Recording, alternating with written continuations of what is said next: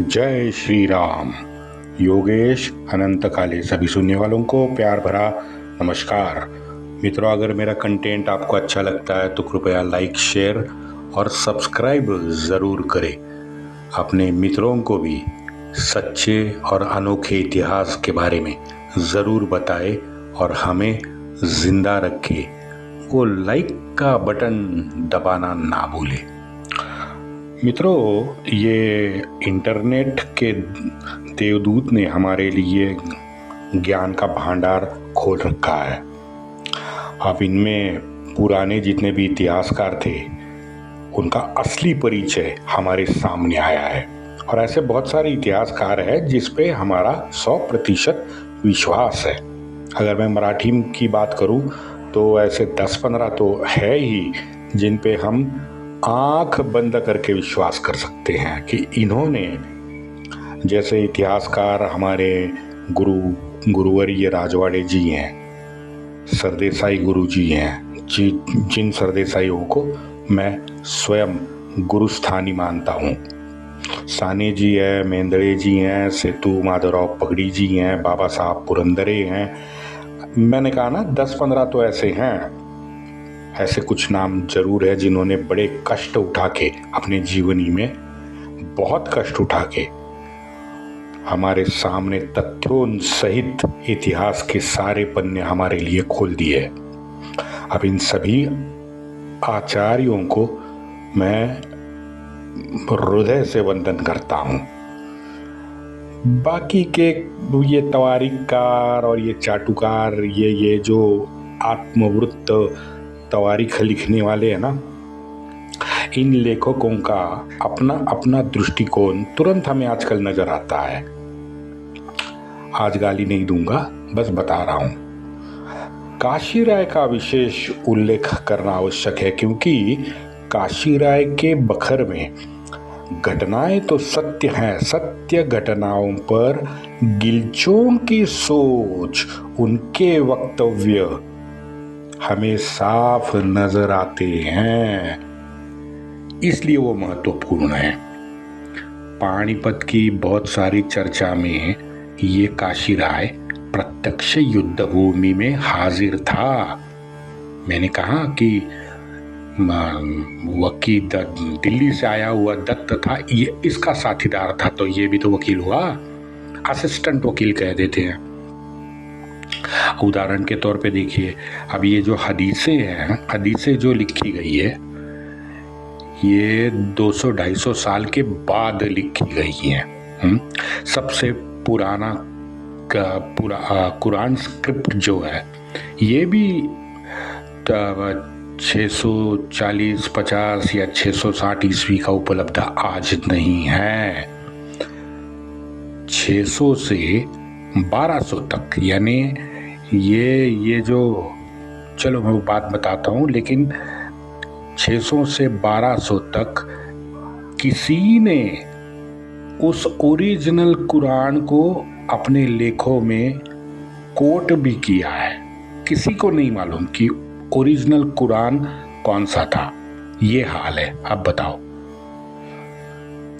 मैं आज विषयांतर नहीं करूँगा, आगे बढ़ते हैं। ये भाऊ साहब की कैफियत में युद्ध को बड़ा विस्तार दिया है, मैंने कल ही सुनाया था। चलो उसका वर्णन सुनते हैं। भाऊ साहब की कैफियत में 14 जनवरी को लिखा है, सुबह रणसिंह फूकने के बाद विट्ठल शिवदेव, यशवंतराव और माणिकराव कापरे सबसे पहले शिविर से निकले। आपने गत कितने हो गए, तकरीबन 30-40 एपिसोड हो गए, ये यशवंतराव और माणिकराव कापरे का नाम मेरे मुंह से सुना नहीं होगा क्योंकि इसका उपनाम ये पहली बार यहाँ पे आया है। एक जगह पे यशवंतराव का नाम है और वैसे मराठी सेना में 3 यशवंतराव थे। तो शुरुआती समय में मैं भी संभ्रमित था कि ये यशवंतराव कापरे कौन है, मुझे भी नहीं मालूम था। भाऊ साहब बखर ने बता दिया कि यशवंतराव और माणिकराव ये कापरे बंधु थे जो विट्ठल शिवदेव के साथ सबसे पहले शिविर से निकले थे प्रातः काल में। इन्होंने सर्वप्रथम गिलचोम पे आक्रमण किया। रणनीति के तहत ये तुरंत वापस लौट आए। मित्रों, प्रातः समय इनको आते पठानों ने शिविर से ही देख लिया था। अब ये नीतिमत्ता देखो हमारी सेना की। ये हमारी सेना की नीतिमत्ता नहीं है, ये इस मिट्टी की ही देन है, उसके ही, उस मिट्टी के ही ये संस्कार है। शंखनाद से युद्ध शुरू हो जाता था, शंखनाद से युद्ध को उस दिन के लिए स्थगिति दी जाती थी। अब ये उस रात में दोनों तरफ का जितना भी सैन्य था वो निर्धास्त अपने शिविर में होता था, क्योंकि उसको पता था कि रणसिंह बिना रणसिंह या शंखनाद किए हुए युद्ध कल शुरू ही नहीं होगा, और युद्ध शुरू होगा वो सूर्योदय के बाद शुरू होगा। आजकल तो सब उल्टा है, कल ही हो गया। आप क्या बताएं, आजकल युद्ध रात को ही शुरू हो जाता है। ये surprising factor, less collateral damage, ये कारण बताए जाते हैं। खैर, हमें कोई शिकायत नहीं है। अब इन तीनों ने मराठाओं की ओर से गिलचोम पर सर्वप्रथम हमला किया। ये तुरंत पीछे हटे और तोपखाने के पीछे जाके खड़े हो गए। दमाजी गायकवाड़ बाईं ओर थे, उनके ऊपर गिलचों ने चढ़ाई की। बहुत मारकाट हुई। थोड़ी देर बाद वो भी पीछे हटे। बाईं ओर के पठान अब स्वयं अब्दाली वहां होने के वजह से जरा ज्यादा जोश में आए। सारी टुकड़ियां तोपखानों के पीछे चली गई थी। तो इन गिलचों ने इब्राहिम खान के तोपखाने के आगे दौड़ना शुरू किया। खुरान शाह और रोहिले ये दौड़ते इब्राहिम खान के डायरेक्ट इब्राहिम खान पे चल दौड़े। भयंकर मारकाट हुई। दोनों तरफ के सैनिक नीचे गिरे जा रहे थे। एक रोहिला की टुकड़ी तोपखाने के बाईं ओर से पीछे गई और पीछे से यहाँ पीछे से आके यहाँ घुस गई। अब उसने बहुत ज्यादा मारकाट की, लेकिन हमारा एक भी सैनिक पीछे नहीं हटा था। आखिरी दम तक लड़ता रहा। तोपें बिना रुके चल ही रही थी। अब प्रत्यक्ष इब्राहिम खान लड़ने लगे। यानी वो तो गोलंदाज थे, उनका काम था गोले दागना, पर बहुधा परिस्थिति इतनी गंभीर हो गई थी कि उनके सामने ही गिलचे उनको काटने आए होंगे, इसलिए इब्राहिम खान ने तलवार उठाई और वो लड़ने लगे। कुमक यानी हमारे सैनिकों की संख्या कम होते जा रही थी। राखीव फौज सामने आ गई। पूरा एक प्रहर वहां पे लड़ाई चलती रही। उनके दाईं और मुख्य छावनी के आगे भाऊ साहब और राव साहब यानी विश्वास राव, भाऊ साहब और राव साहब कुछ मावड़ों के साथ खड़े थे। भाऊ साहब अपनी परी घोड़े पे और राव साहब अपने दिलपाक घोड़ी पे आरूढ़ थे। जुंज वहीं शिविर के सामने शुरू हो गई।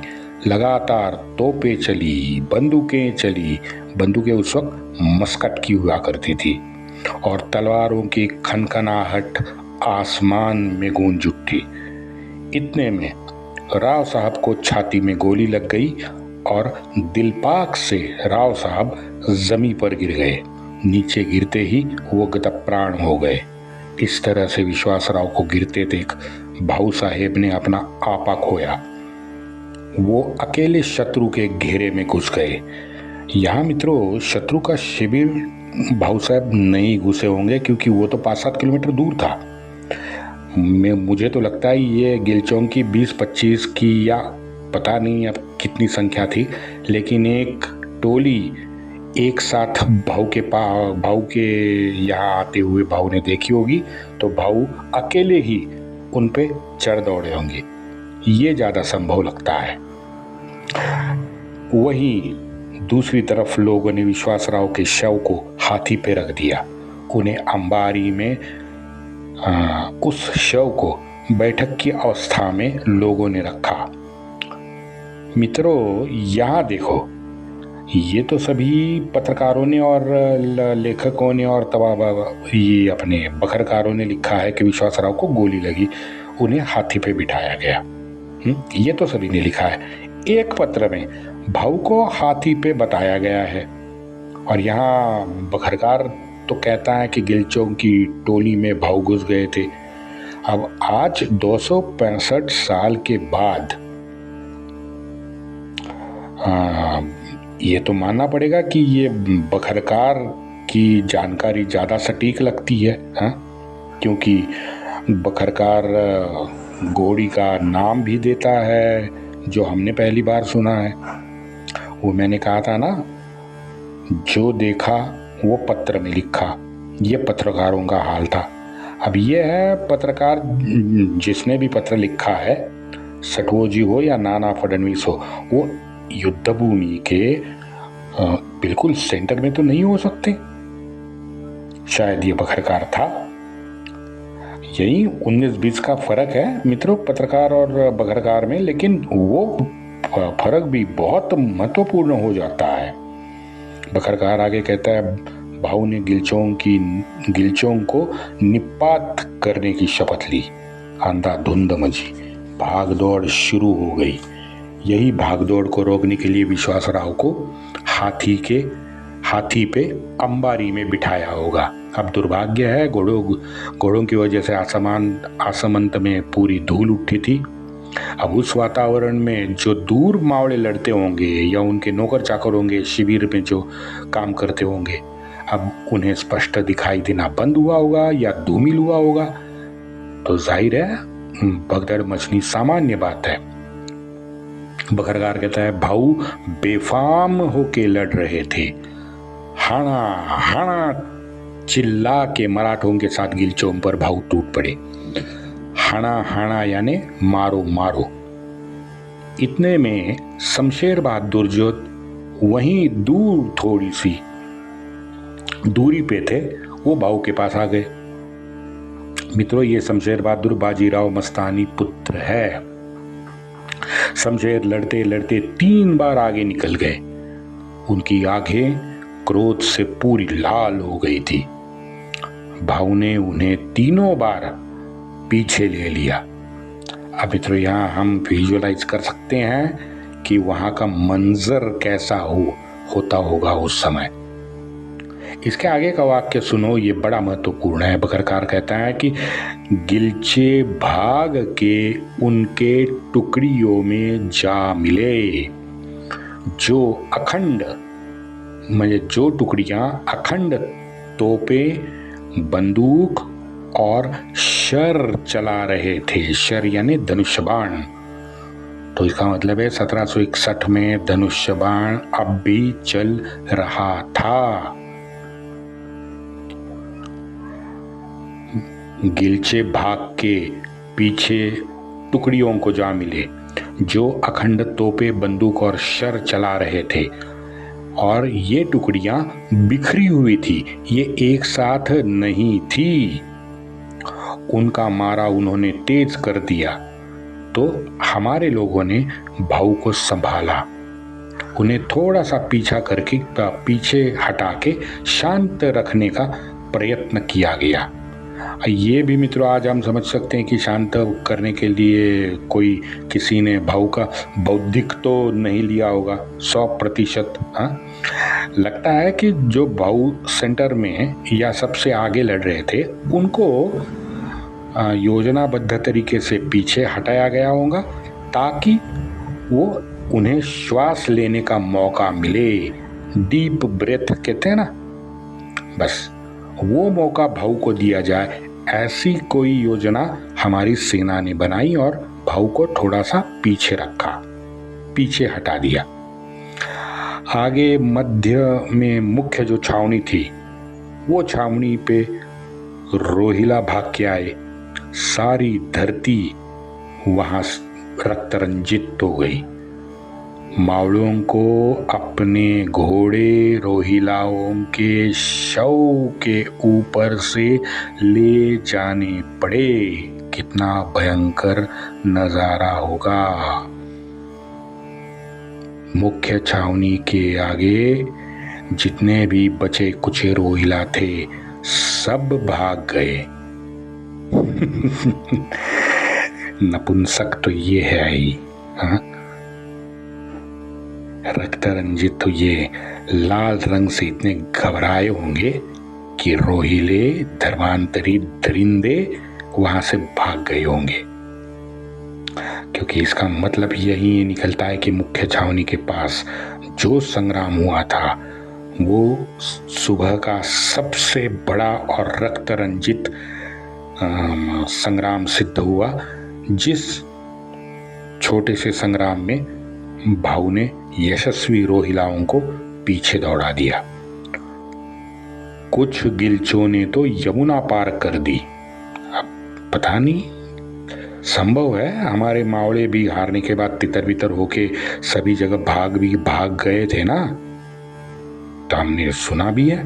तो ये भी सामान्य प्रतिक्रिया लगती है कि जो मुख्य छावनी के सामने गिलचे या रोहिले आए होंगे, अब इतनी मार काट देख के वो भी घबरा गए होंगे। तो यमुना पार उनका भाग जाना कोई बहुत स्पेशल तो है नहीं, सामान्य उनकी क्रिया की प्रतिक्रिया लगती है।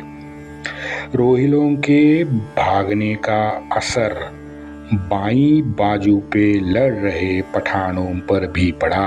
अब ये गिलचे यानी भारत के गिलचे बताता है, रोहिले खंड के रोहिले बताता है, तो ये पठान किसको बता रहे हैं? जाहिर है जो अफगानिस्तान से आए हैं उसको बखरकार पठान बताता होगा। पठान कहता है कि उसका ये जो मुख्य छावनी पे मारकाट हुई उसका असर बाईं बाजू पे पठानों पर पड़ा। वो भी पीछे लौटने लगे।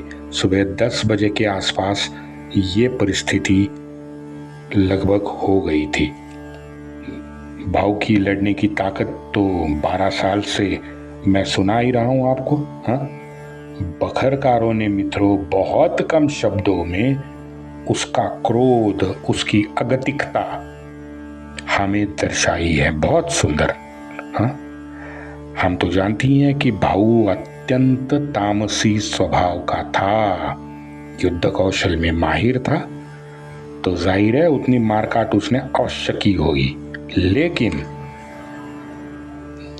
नए जमाने की नई तकनीकों से वो भी दूर था और मराठे भी दूर रहे हैं।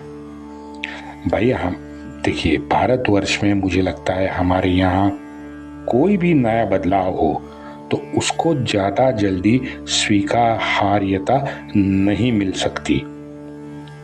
दोष हमारा नहीं है, ये 200 साल की जो गंदगी है ना, ये वजह है।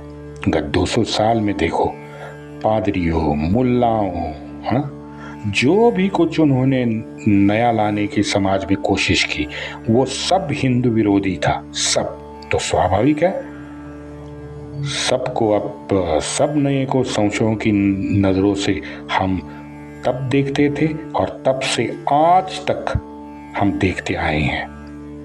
भाई साहब, ये हमारे मन में संशय का कूड़ा कचरा 200 साल के कूड़े कचरे का नतीजा है कि आज हम बहुत ज़्यादा संशयित होते हैं नए चीज़ों से और नए चीज़ों को स्वीकारते भी नहीं है इतने जल्दी।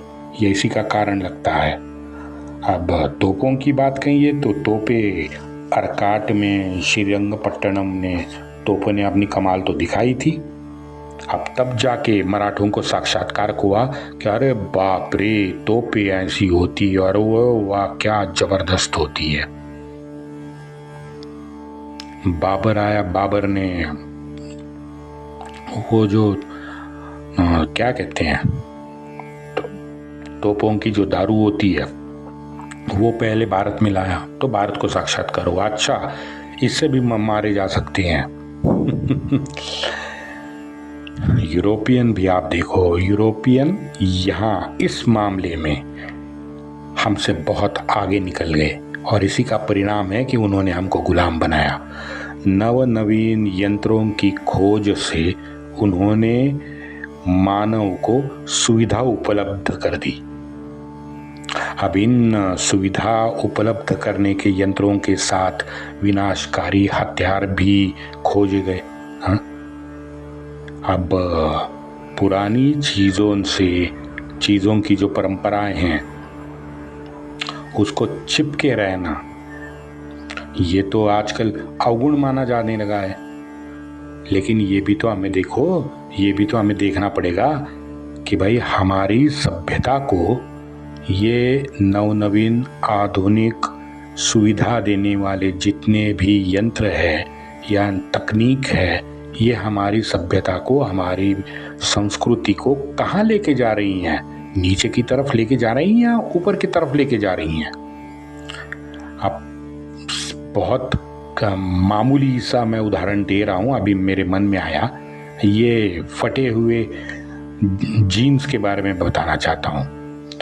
8-10 साल पहले मैं गोरेगांव था, वहाँ पे वो सबसे बड़ा जो मॉल है वहाँ गया था। तो वहाँ पे एक जीन हमने देखी जहाँ पे पूरे छेद थे। तो मैंने पूछा कि भाई ये जीन कितने की हैं? यकीन मानिए 10-12 साल पहले वो जीन 2700 रुपये की थी, 2700। तब मैंने मेरे लड़के से पूछा कि भाई ये 2700 का इसमें अलग क्या है? तो उसने कहा ये बुलेट जीन है, बुलेट से इसमें छेद किए जाते हैं जीन में, इसके लिए इसकी प्राइस 2700 रुपये है। वो फटे हुए जीन में क्या नवीनतम दिखा भाई? हाँ, उसमें और क्या अच्छा फैशन हम कर सकते हैं, आप बताओ। ये नकारात्मक चीजें हैं जो हमारे मन में नकारात्मकता भर देती हैं। आखिर में मैं यही कहूँगा, जो पुराना है ना वो ज़रूरी नहीं है कि हमेशा वो खराबी, और जो नया है वो हमेशा अच्छा ही हो। वंदे मातरम।